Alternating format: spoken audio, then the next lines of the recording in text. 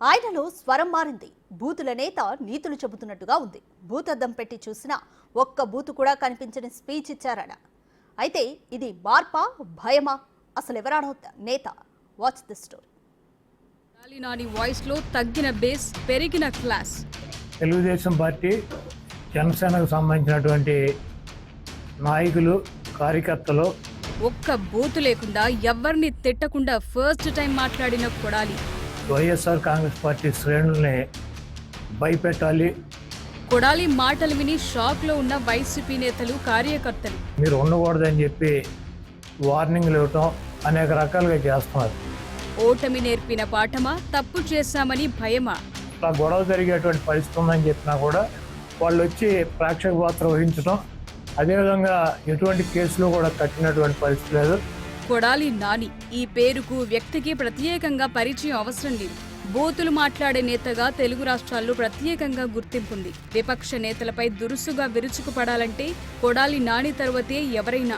Assembly అయినా, బహిరంగ సభ అయినా, ప్రెస్ మీట్ అయినా, ప్లేస్ ఏదైనా మాట తీరులో మార్పుండదు. కొడాలికి కౌంటర్ ఇచ్చే ధైర్యం కూడా విపక్ష నేతలకు ఉండేది కాదు. ఎందుకంటే వాళ్ళెంత మాట్లాడినా నాని కామెంట్స్ కు దగ్గరలోకి కూడా వచ్చేవి కాదు. అలా ఉండేది కొడాలి నాని లాంగ్వేజ్.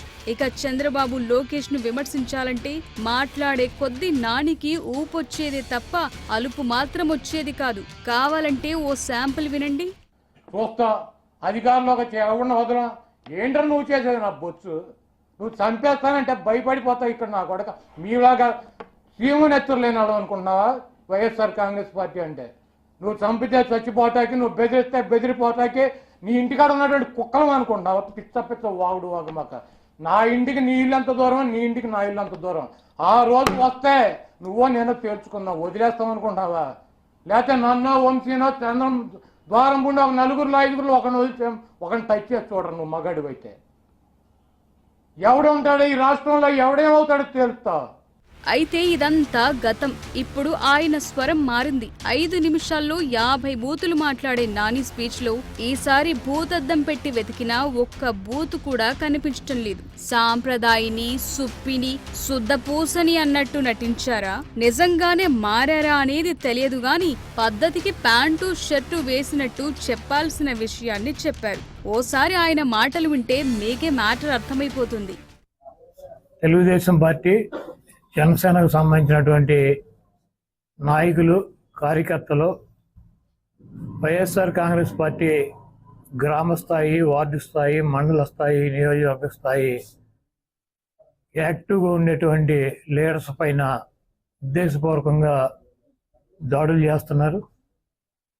అదేవిధంగా వాళ్ళ ఇళ్ళకెళ్ళి ఇళ్ళు పగలగొడతాం, కార్లు పగలగొడతాం, అర్ధరాత్రులు వెళ్ళి వైఎస్ఆర్ కాంగ్రెస్ పార్టీ శ్రేణుల్ని భయపెట్టాలి, ఈ వైఎస్ఆర్ కాంగ్రెస్ పార్టీని నిస్తేజం చేయాలని చెప్పి పెద్ద ఎత్తున ప్రయత్నాలు చేస్తున్నారు.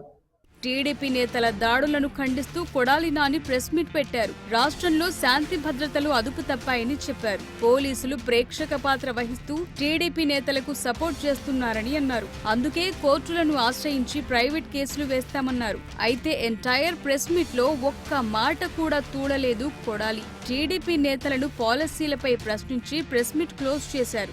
ఇప్పుడు ఇదే talk of the AP politics గా మారింది. నోరెత్తితే చాలు లుచ్చా బచ్చా అనే నాని మొక్కకు అంటుకట్టినట్టు, అయ్యప్ప, అమ్మవారి మాలలను ధరించినట్టు ఇంత పద్ధతిగా మాట్లాడారేంటని వైసీపీ నేతలే ఆశ్చర్యపోతున్నారు. ఈరోజు మా దగ్గర పోలీసులు ప్రేక్షక పాత్ర వహించేటువంటి సన్నివేశాలు, తెలుగుదేశం పార్టీ అల్లరిమోకలో మా వాళ్ళ మీద దాడి చేస్తున్నటువంటి సన్నివేశాలు సీసీ ఫుటేజీలతో సహా, ఫోటోలతో సహా మా దగ్గర ఉన్నాయి. మేము ఎస్పీ గారికి కానీ లేదా లోకల్గా ఉన్నటువంటి పోలీస్ స్టేషన్లో కానీ కంప్లైంట్ ఇచ్చినా, ఒకవేళ మాకు ముందు సమాచారం ఉండి ఇలా గొడవ జరిగేటువంటి పరిస్థితి ఉందని చెప్పినా కూడా వాళ్ళు వచ్చి ప్రేక్షక పాత్ర వహించడం, అదేవిధంగా ఎటువంటి కేసులు కూడా కట్టినటువంటి పరిస్థితి లేదు. వ్యక్తిగతంగా దూషించిన వారందరి పేర్లు రెడ్ బుక్ లో రాశానని, అధికారికంగా వచ్చిన వెంటనే వారికి వడ్డీతో సహా చెల్లిస్తానని నారా లోకేష్ ఎన్నికల ప్రచారంలో పదే పదే చెప్పారు. ఇప్పుడు వైసీపీ ఓడిపోవటంతో కొడాలి నాని లాంటి వారికి భయం పట్టుకుందని, ఆ భయం నుంచే ఈ పద్ధతొచ్చిందని కొందరంటున్నారు. ఓటమి భయం మాత్రమే కాకుండా నానికి తత్వం బోధపడిందని అనేవాళ్లు కూడా ఉన్నారు. 151 స్థానాల నుంచి వైసీపీ 11 స్థానాలకు పడిపోవటం, ఓటమంటే తెలియని నానిని గుడివాడ ప్రజలు తిరస్కరించడంతో ఆయన వాస్తవాన్ని అర్థం చేసుకున్నారని అంటున్నారు. అందుకే నాని మాటల్లో మార్పు కనిపిస్తోందన్న చర్చ నడుస్తోంది.